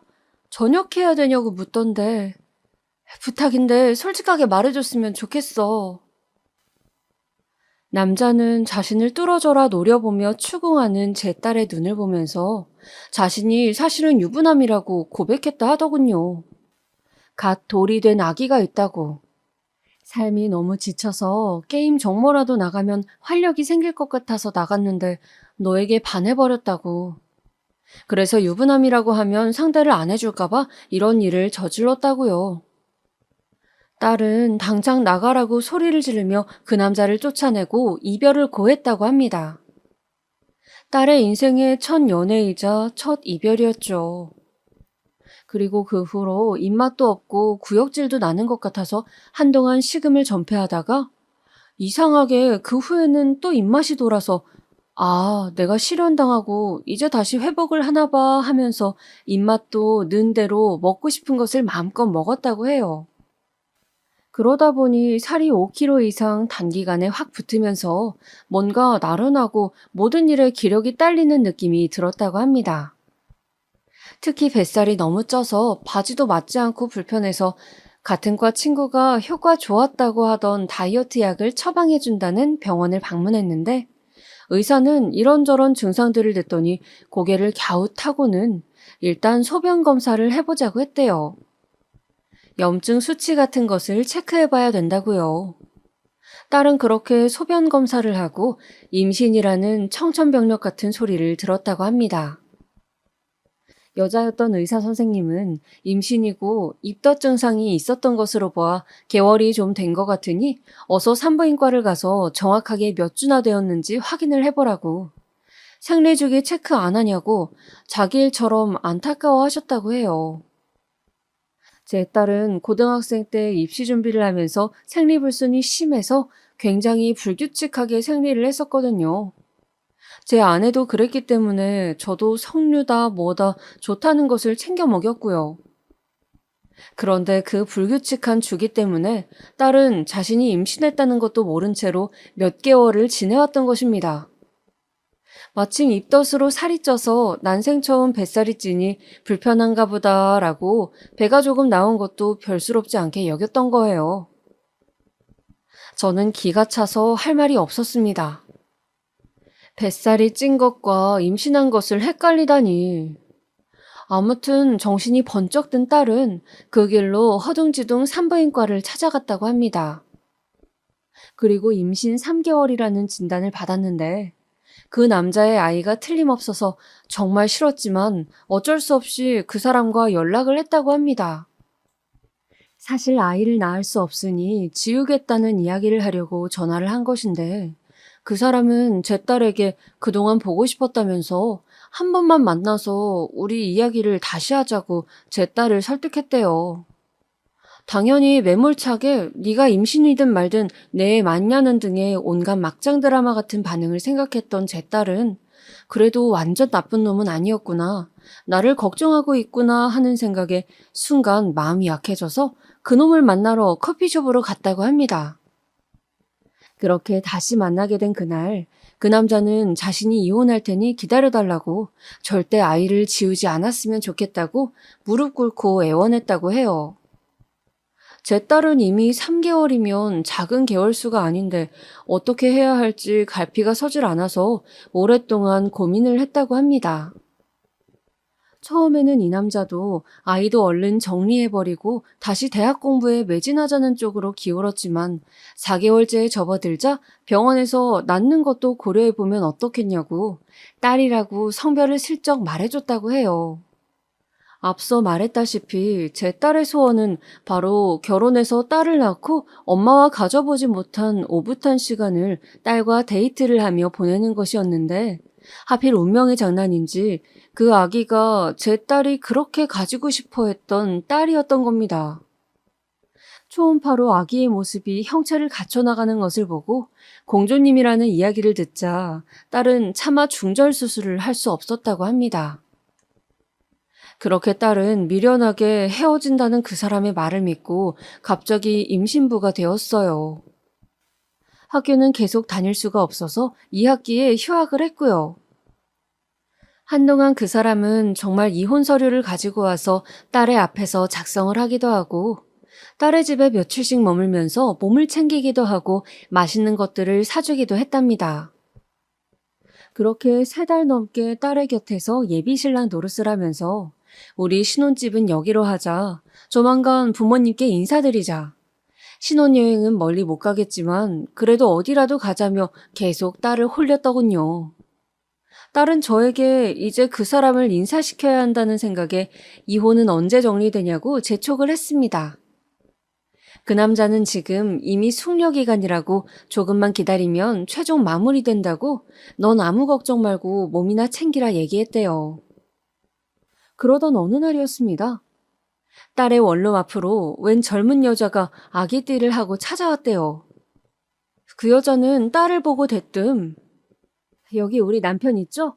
이 인간이 그렇게 말을 했는데 아직도 여기 있으면 어떡해 아가씨. 정신 차려요. 저 인간 완전 바람둥이에요. 바람핀 전적이 화려하다고요. 나는 재산 때문에 지금은 이혼을 못해요. 그러니까 아가씨가 물러나세요. 다짜고짜 여자는 그런 말을 남기고 딸의 집에 같이 있던 그 남자를 끌고 가버렸다고 합니다.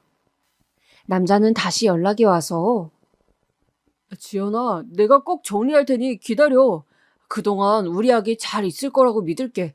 사랑해. 내 사랑은 오직 너뿐이야. 꼭 기다려줘. 하며 전화를 끊었다고 합니다. 딸은 혼란스러웠지만 1달 정도를 더 기다려봤대요. 그런데 그 후로 남자는 연락이 되질 않아서 딸은 속은 것이 아닐까 미칠 지경이 되어서 사방으로 남자를 찾아다녔다 합니다. 남자가 다닌다고 말한 회사로 찾아가 보기도 하고 산다고 한 동네 집 앞에 가서 수소문해 보기도 하면서요. 그런데 그날 이후 남자의 흔적은 모두 사라지고 어디 멀리로 이사를 간 것인지 전화도 불통이 되고 행방이 묘연해졌다고 합니다. 딸은 긴 이야기를 마치고 울면서 저를 보면서 말했습니다. 아빠, 내가 아빠가 놀랄까봐 혼자 잘 수습해보려고 했는데 알고 보면 나쁜 사람 없다던 아빠 얘기를 내가 믿고 그 사람이 이혼할 거라고 생각한 게 너무 순진했나 봐. 차라리 임신 초기에 아빠한테 말했다면 좋았을 텐데. 난 진짜 헛똑똑이인 것 같아. 이제 6개월이나 됐는데 어떡하지? 저는 그 길로 딸을 산부인과로 데리고 갔습니다. 아기는 안 되었지만 내 딸의 인생을 망칠 수는 없었어요. 그래서 독하게 마음을 먹고 뱃속에서 자라고 있는 아이를 어떻게든 내 딸의 인생에서 지워야 한다고 생각했죠. 그렇게 산부인과를 가서 의사 선생님께 사정을 했는데 대부분 병원에서는 중절수술 자체가 불법이고 이미 6개월이라 위험하다는 이야기만 했습니다. 시기도 늦었을 뿐더러 잘못하면 산모나 아이나 좋지 않다는 말뿐이었어요. 저는 필사적으로 산부인과에 전화를 걸어 사정을 이야기하였지만 대부분은 안 된다며 끊어버리더군요. 그러다가 겨우 중절수술을 해준다는 병원을 찾았습니다. 그 병원은 제가 애걸복걸하면서 딸아이의 인생이 달렸다고 매달리자 자신도 불법행위이지만 같은 부모로서 그 마음 안다고 수술을 해보자고 어렵게 말씀해 주시더군요. 그렇게 딸은 중절 수술 날짜를 간신히 잡고 병원으로 가게 되었죠. 저는 한시름 놓았다 싶었습니다. 이제 수술을 무사히 끝내고 딸 몸만 잘 추스르면 된다는 생각으로 딸에게 걱정 말고 한숨 푹 잔다 생각하라고, 아빠가 휴가 내서 몸조리 도와줄게 라고 딸의 손을 잡고 이야기했어요. 딸은 어딘지 모르게 어두운 표정으로 수술실로 들어갔고요. 저는 초조하게 수술실 밖에서 딸을 기다렸습니다. 그런데 1시간은 걸릴 것이라던 수술실 문은 들어간 지 10분이 되질 않아 다시 열리는 것이었어요. 그리고 여전히 동그랗게 부푼 배를 하고서 딸아이가 다시 나오더군요. 침대에 누운 채로 딸은 눈물을 흥건히 흘리고 있었습니다. 저는 얼른 달려가 딸의 손을 잡았습니다. 아빠, 나 이 아기 이렇게 하늘나라로 보낼 수 없어. 내가 엄마인데 그렇게 할 수가 없어. 멀쩡한 아기를 어떻게 그래. 내 딸인데. 내 딸이야, 아빠. 저는 하늘이 무너지는 것 같았습니다. 수술장에 들어가서 수술 과정을 듣는데 개월수가 많아 실제 아기를 출산하듯이 출산하고 그 후 팔다리가 다 있는 멀쩡한 아기를 하늘나라로 보낸다는 그 말을 듣고 제 딸은 도저히 수술을 할 수가 없었다고 합니다. 이미 아기는 사람의 형체로 너무 자라 있었고 제 딸의 뱃속에서 움직이고 있었으니까요. 그렇게 제 딸은 미혼모의 길을 선택했습니다.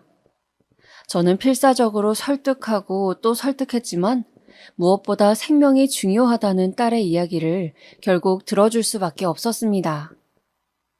그럼 아이 아빠를 찾아가 단판을 짓자고 했지만 딸은 어디 있는지 모르고 사진 한 장 없다고 했어요. 흥신소라도 이용해서 찾아보겠다 하니 원치 않는다고, 다시는 보고 싶지 않다고 우는 것이었습니다. 그래서 그렇다면 미혼모로 아이를 키우는 것은 반대고 호적이라도 내 쪽으로 입적시키라고 했습니다. 법적인 절차를 알아보니 아이 부모가 동의하면 되고 가정법원에서 처리할 수 있다고 하더군요. 그렇게 저는 제 호적에 제 손녀를 올리게 되었습니다. 제 딸은 자신의 딸과 법적으로는 자매가 된 것이었죠. 그렇게 3달을 채우고 딸은 자연분만으로 건강한 아기를 출산했습니다. 아기는 3.3kg로 무게도 적당하고 아주 눈이 똘망똘망한 예쁜 아기였습니다. 저는 아기를 낳는 것을 반대했지만 막상 눈앞에 손주를 보자 너무 예뻐서 정신을 못 차리겠더군요. 제가 부지점장으로 받는 월급이 꽤 되었기 때문에 1년 동안 딸은 학교를 휴학해둔 채로 산후조리를 하면서 아주머니도 쓰고 편하게 몸조리를 하게 했습니다. 이렇게 우리 가족은 새 식구가 되었죠. 딸은 가끔 병원에 예방접종을 가거나 검진을 가면 부부가 아기를 데리고 오는 사람들을 볼 때마다 눈가에 눈물이 고였습니다. 저 몰래 눈물을 닦다가 들킨 적도 있었죠. 자신도 한부모 가정에서 자랐는데 딸마저 그런 신세가 되었다며 딸은 마치 수도꼭지처럼 눈물을 흘렸습니다. 저 역시 그런 딸에게 뭐라고 해줄 말이 없었습니다. 왜 그랬냐고 저야말로 딸에게 화를 내고 싶은 기분이었죠. 왜 그렇게 경솔하게 어디서 굴러먹었는지 모르는 놈에게 마음을 덜컥 줘버렸냐고. 대책 없이 그놈을 왜 기다렸냐고. 자기 몸 건사를 왜 못했냐고 말이죠. 그러나 눈물을 달고 사는 딸아이에게 더 이상 상처를 줄 수는 없었어요. 어차피 상황은 그런 말을 해서 서로 상처받지 않아도 충분히 힘들었습니다. 저는 손녀가 돌이 되고 난 후 단호하게 말했어요. 내가 아주머니 쓰면서 아기를 돌볼 테니 너는 대학에 복학하라고. 딸은 아직 아기가 돌밖에 안 되었는데 그게 말이 되냐고 했지만 저는 네가 대학을 졸업하고 얼른 직장을 잡아야 먹고 사는 문제가 해결되고 이 아기도 경제적인 문제가 해결된다고, 내가 언제까지 살아있을 것 같냐고 딸을 설득했습니다. 딸은 저의 설득에 독하게 마음을 먹고 서울로 가더군요. 그렇게 딸은 아기를 저에게 맡겨두고 주말마다 아기를 보러 오면서 힘들게 대학을 졸업했습니다. 저는 아기 봐주시는 아주머니와 또 근처에 살고 있던 누이 동생의 도움을 받아 겨우겨우 직장을 다니면서 아기를 키웠어요. 퇴근하고 돌아와 저녁 한 끼 편하게 먹을 새가 없었고, 밤중에 아기가 아파서 허둥지둥 응급실을 찾아가면서 예전 딸아이를 혼자 키우던 때 생각도 많이 나더군요. 혼자 애 키우는 게 내 팔짱가 하면서 씁쓸하게 웃기도 했습니다. 그래도 제 손녀는 너무 예뻤어요. 눈에 넣어도 안 아플 정도로요.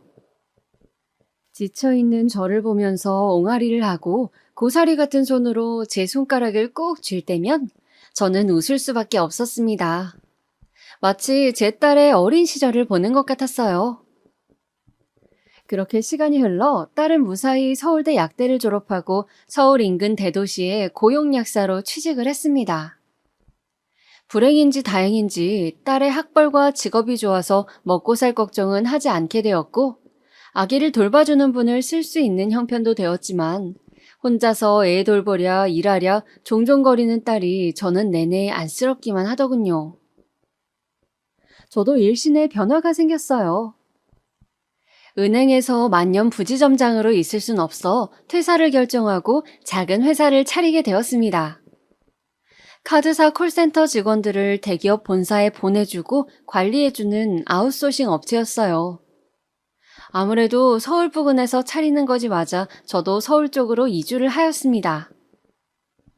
모두 정직원이었던 제 젊은 시절과는 달리 IMF 이후로 기업들은 자회사나 도급사를 끼고 상담 업무를 하게 되었으니까요. 저는 고졸 이상의 학력을 가진 상담 업무를 하는 직원들을 교육시키고 관리하는 회사의 대표가 되었습니다. 그렇게 우리 세 가족은 안정을 찾아갔어요. 딸애는 일이 고되어도 집에 와서 손녀의 얼굴만 보면 행복해하며 웃었습니다. 사실 유치원을 졸업하고 학교에 가고 아이가 클수록 아빠의 부재를 어떻게 설명할지, 할아버지 딸로 호적에 들어가 있는 것은 어떻게 이야기를 할지 벌써부터 걱정이 되었습니다. 손녀와 딸아이가 그런 사실이 밝혀지는 과정에서 최소한의 상처로 끝났으면 하는 것이 제 바람이었죠. 제 회사는 직원이 늘어 더 확장을 했습니다. 저는 은행 재직 시절 알던 인맥들이 있어 일을 따내기가 쉬웠고, 콜센터 직원 고용 계약을 원하는 대기업들이 많았습니다. 저는 기존의 관리자로 일을 쳐내기에는 너무 일이 과도함을 느껴서 새로 관리직을 몇 명 채용하기로 했습니다. 채용을 위해 면접을 보게 되었는데 그중 인상 깊은 친구가 있더군요. 큰 키에 사람 좋아 보이는 훈훈한 인상이었습니다. 운동선수라고 해도 좋을 정도로 덩치가 좋았어요. 물어보니 고등학교 때까지 운동선수 경력이 있다고 하더군요. 지금은 평범하게 카드사에 입사해서 일한 지 오래되었고 두 아이의 아빠로서 책임감을 가지고 일하겠다는 포부를 밝혔습니다. 면접을 보면서 저도 손녀가 있다고 너무 이쁘다고 하자 그 젊은이는 자신도 딸과 아들이 있는데 너무 예쁘고 사랑스럽다고 벌써 손녀가 있으셔 좋으시겠다고 하더군요. 저는 그 친구에게 매니저라는 직함을 주고 김 매니저라고 부르며 친하게 지냈습니다. 카드사 본사의 경력이 오래되어서인지 일도 깔끔하게 잘하고 은행 쪽 업무가 더 잔뼈가 굵었던 저보다 오히려 업무적으로 도움받을 일도 많이 있었어요. 김 매니저와 저는 한 번씩 술도 한잔 하는 정도로 친해졌습니다. 업무 이야기도 하고 서로 사는 고충을 이야기하며 저는 그렇게 정을 쌓아갔죠. 그는 아내 이야기를 하면서 자식들과 행복하다고 하면서도 자신이 사실 여자를 좋아한다고 고백하더군요. 놀라서 무슨 소리냐고 하자 그런 거 있잖아요. 왜 아내처럼 소중하고 그런 건 아닌데 한 번씩 연애의 짜릿함을 느껴보고 싶은 그런 욕망이 있다고 하더라고요. 실제로 몇 번 데이트도 하고 그랬다고요. 저는 순간 제 딸의 인생을 망친 그 유부남이 생각나서 화가 치밀어 올랐습니다. 그래서 저는 김 매니저에게 술을 거나하게 먹고는 그런 식으로 부도덕하게 살지 말라고 소리를 질렀죠. 김 매니저는 제가 술에 취해 그런 줄로 생각하고 그냥 네네 하면서 저를 부축하더라고요. 저는 김 매니저의 그런 부분은 마음에 들지 않았지만 대놓고 딴 살림을 차리는 것도 아니고 내가 김 매니저 마누라도 아닌데 라는 생각으로 그 후에도 적당히 친하게 지냈습니다. 일요일이면 함께 등산도 가고 하산하면서 막걸리에 파전을 걸치기도 하고요. 그런 시간들이 새로운 활력이 되는 것 같았어요. 한동안 제가 그렇게 얼굴에 혈색이 돌자 딸이 저녁을 먹다가 묻더군요.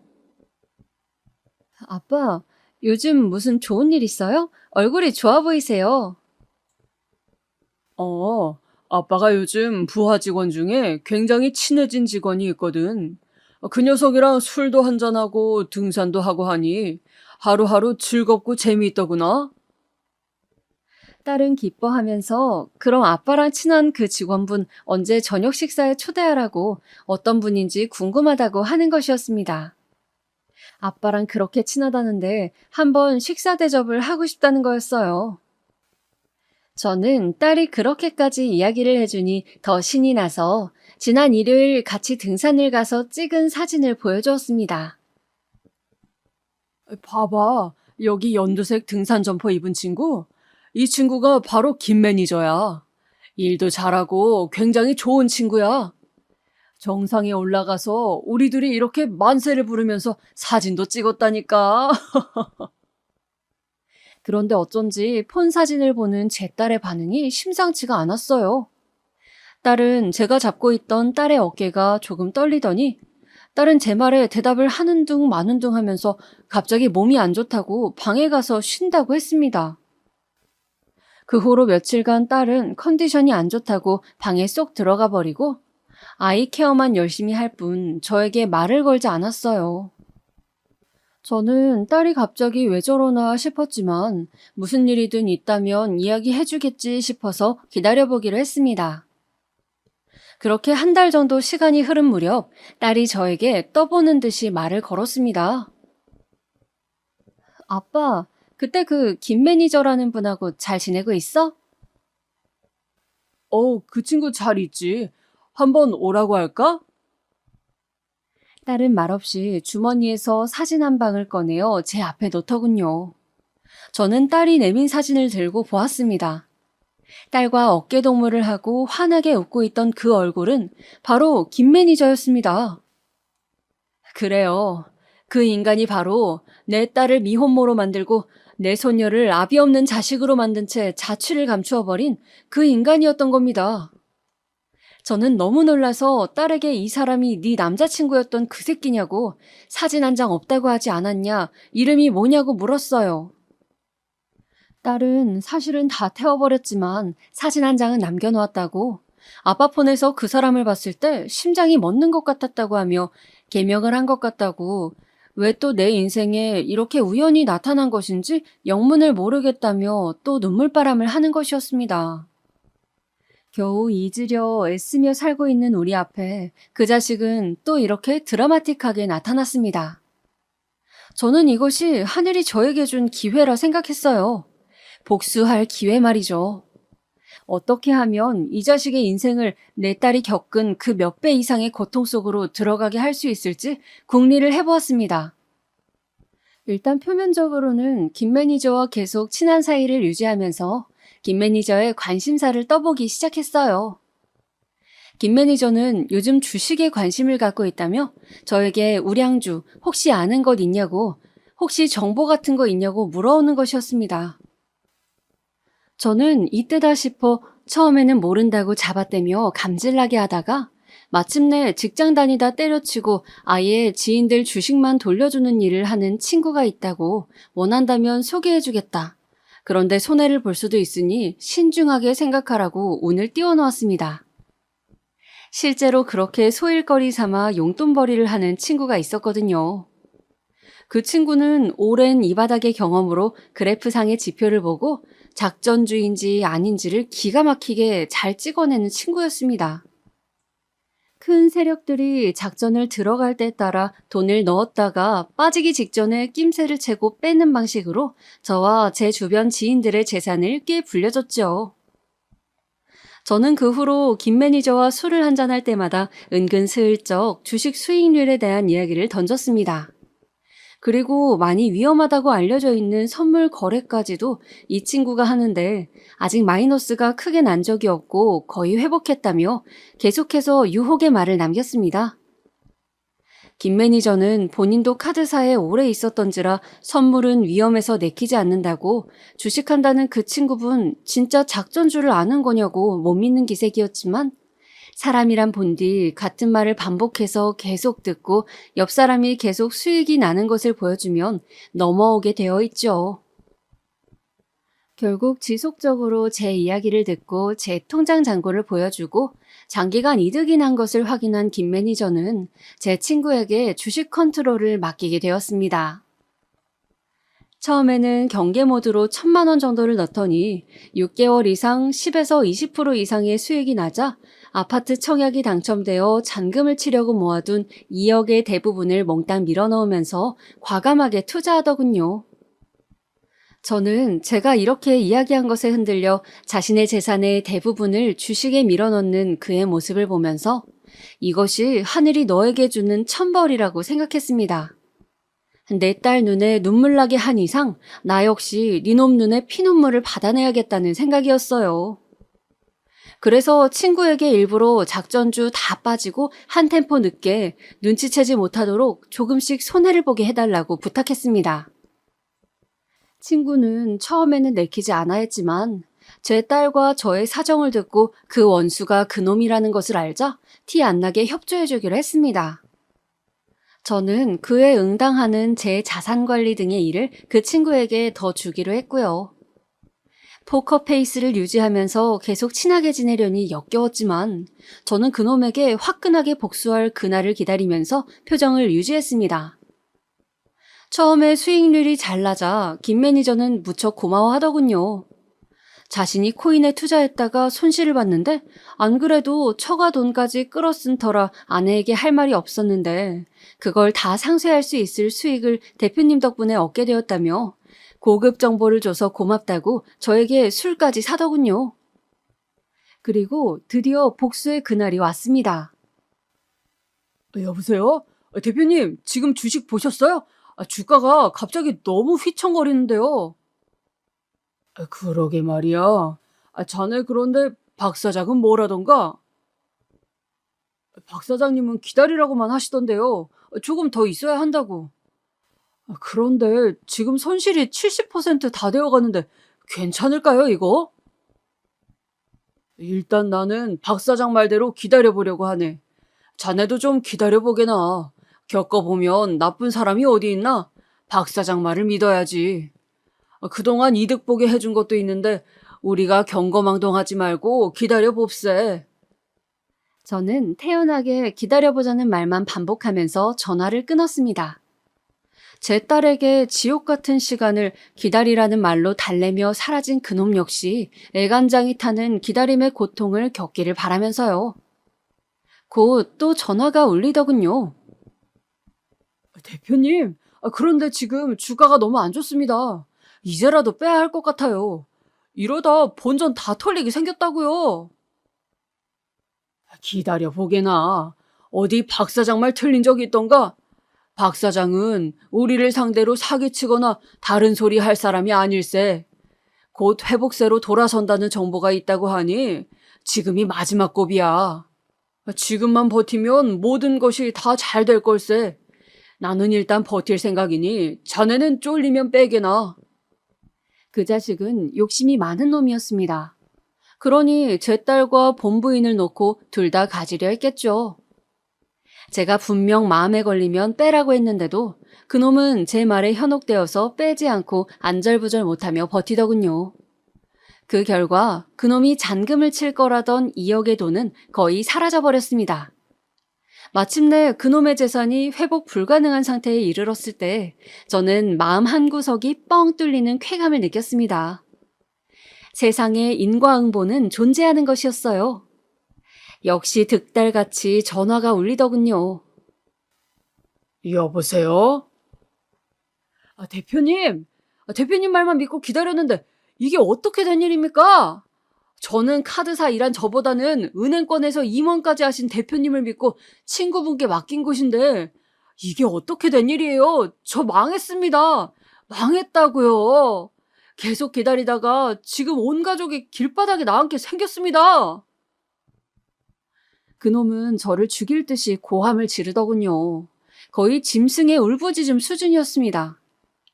저는 그동안 여러 번 연습해서 줄줄 외우게 된 회심의 마지막 멘트를 날렸습니다. 자네가 그렇게 순진하게 계속 기다릴 줄은 몰랐지. 왜? 자네는 남에게 기다리라고 하고 뒤통수만 쳤지 본인이 당할 건 생각 못했나? 남의 눈에 피눈물 뺐으면 언젠가 처절하게 당할 각오를 했었어야지. 자신이 저지른 죄값은 반드시 어떤 형태로든 돌아온다는 것을 똑똑히 명심하며 살아. 이 개자식아, 자네는 당장 해고야. 내일부터 출근하지 말게. 저는 그렇게 제 딸을 기다리게 만들고 평생 가는 상처를 준 그놈을 망하게 만들었습니다. 그놈은 직장을 잘리고 주식으로 돈을 날려 처음에는 저와 제 친구를 사기죄로 고소한다는 둥 날뛰었으나 나중에 내가 누구의 아빠인지 알고 포기했다고 합니다. 감히 제 앞에 나설 수도 없었겠죠. 저는 그놈이 만약 제 앞에 나타나면 감방 가는 한이 있더라도 반드시 찢어 죽이고 말겠다고 이를 갈았으나 역시 비겁한 놈답게 그냥 조용히 꼬리를 말고 사라지더군요. 그 후 금융계 쪽으로는 취직한 흔적이 없었고 집도 이사를 갔는지 서울권에서는 소식이 들려오지 않았습니다. 저는 통쾌한 복수를 끝내고 딸에게도 저의 복수를 말하지 않았습니다. 딸이 안다면 손녀의 친아빠인데 라는 생각으로 또 동정심을 품거나 괴로워할 것 같아서 말이죠. 그래서 그냥 딸에게는 사정이 있는지 이사를 간다고 하고는 직장을 그만둬 버렸다고 넌지시 말했습니다. 혹시 아이 일로 연락하고 싶은 마음이 있느냐고 물어봤죠. 딸은 그럴 생각은 없다고 단호하게 말하더군요. 그냥 다시는 그 인간이 내 주변에 나타나지 않기를 바란다고요. 그렇게 저는 딸과 손녀에게 영원히 말할 수 없는 비밀을 가슴에 품고 오늘도 살아가고 있습니다. 그날 이후 제 좌우명은 인과응보가 되었네요. 비교적 편안한 노후를 보내고 있는 요즘 저는 누구에게라도 작은 죄도 짓지 않으려 애쓰며 삽니다. 반드시 잘못한 만큼 돌아온다는 것을 저는 믿고 있기 때문이죠. 여러분, 제 가슴속 이야기를 들어주셔서 감사합니다. 이제 겨울이 끝나고 곧 봄이 오겠지만 아직 날씨가 쌀쌀하네요. 코로나 조심하시고 즐거운 하루 보내시길 바랍니다.